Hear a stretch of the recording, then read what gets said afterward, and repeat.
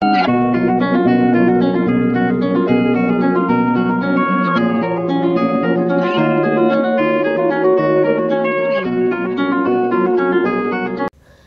Friends, Devgiri fort आणि भद्रा मारुती बघून झाल्यावर आम्ही आलो आहोत छत्रपती संभाजीनगरमध्येच कैलास टेम्पल बघायला।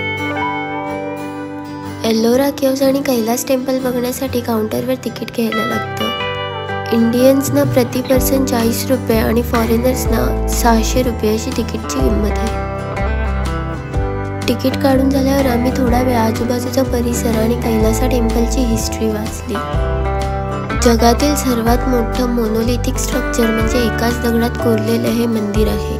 भारतातील एक आश्चर्य जे वरपासून खालपर्यंत काही वर्षांमध्येच कोरून पूर्ण झालेलं आहे।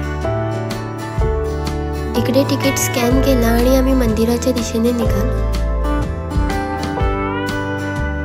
मंदिराचा एरिया खूप मोठा, स्वच्छ आणि हिरवागार आहे, तुम्ही बघू शकता। इकडे कैलासा टेम्पल सोबतच वेरूळ लेणी सुद्धा आहेत। पिण्यासाठी पाणी आणि वॉशरूमची व्यवस्था सुद्धा आहे, तसे छोटे छोटे हॉटेलही इथे आहेत। चला तर मग बघूया वर्ल्ड हेरिटेज एल्लोरा केव्स।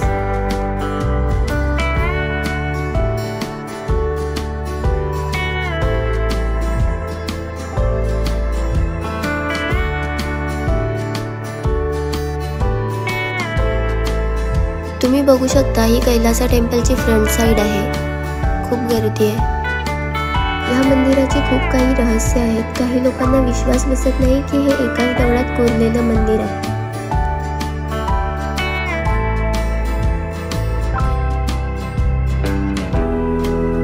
एका साइडला मंदिराचा मॅप आणि इतिहासही दिलेला आहे, तुम्ही वाचू शकता।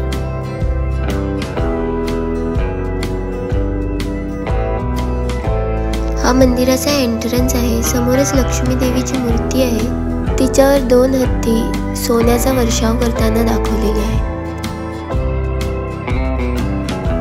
असं म्हणतात की आलमगीर औरंगजेबने 1000 शिपाई या मंदिराला नष्ट करण्यासाठी पाठवले होते, पण तरीही ते लोक हे मंदिर पूर्णपणे उद्ध्वस्त करू शकले नाहीत। आजही ह्याचे अवशेष जसेच्या तसे उभे आहेत।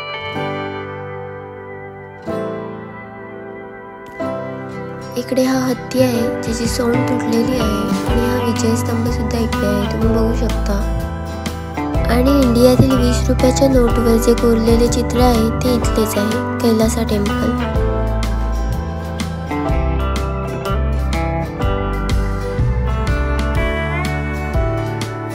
तुम्ही बघू शकता ही शिवजींची किती मोठी आणि सुंदर मूर्ती इथे कोरलेली आहे ती। पायऱ्या चढून वरती गेल्यानंतर हा सुंदर असा टॉप व्ह्यू आपल्याला बघायला मिळतो।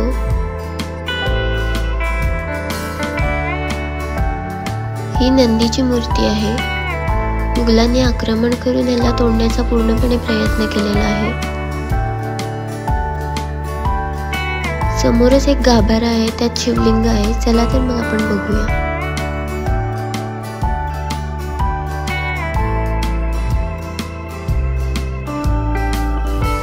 गाभाऱ्यात खूप सारे स्तंभ आहे आणि प्रत्येक स्तंभावर काही ना काही कोरलेले आहे। काळोख असल्यामुळे व्हिडिओ नीट दिसत नाहीये।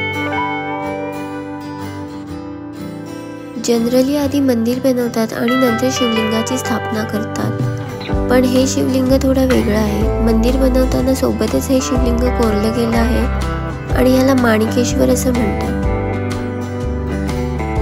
हा मंदिराचा पाठचा भाग आहे। इथे बारकाईने केलेलं कोरीव काम आणि दगडाचा आकार बघून तुम्ही विचार करूच शकता की हे मंदिर बनवायला किती पेशन्स आणि मेहनत लागली असेल। असं म्हणतात की हे मंदिर बनवताना 200 टन दगड इथून काढला गेला आहे, पण तो दगड कुठे आहे हे आजही रहस्यच आहे। हे बारीक केलेलं नक्षीकाम आणि मूर्त्या बघून वाटतच नाही की हे सर्व एका दगडात कोरलेलं असेल। हजारो वर्षांपूर्वीचं हे मंदिर ज्याला 1000 शिपाई सुद्धा नष्ट करू शकले नाही, ते आजही जसंच्या तसं उभं आहे आणि वर्ल्ड हेरिटेज म्हणून ओळखलं जातं। हे पुरातन हिंदू आर्किटेक्चर खूपच छान आहे। तुम्ही बघू शकता या दगडावर रामायण आणि महाभारताच्या कथा कोरलेल्या आहेत। आणि मंदिराचा बेस हा हत्तीच्या पाठीवर उभा आहे असा तयार केलेला आहे। हा मंदिराचा टॉप व्ह्यू आहे। इथून मंदिराचा कलश आणि संपूर्ण मंदिर खूप छान प्रकारे दिसत आहे। आजूबाजूचा एरियाही खूप हिरवागार आणि सुंदर आहे। तारीफ करावी तेवढी कमीच। तुम्हाला जर हा व्हिडिओ आवडला असेल तर लाईक करा, शेअर करा आणि चॅनलला सबस्क्राईब करा।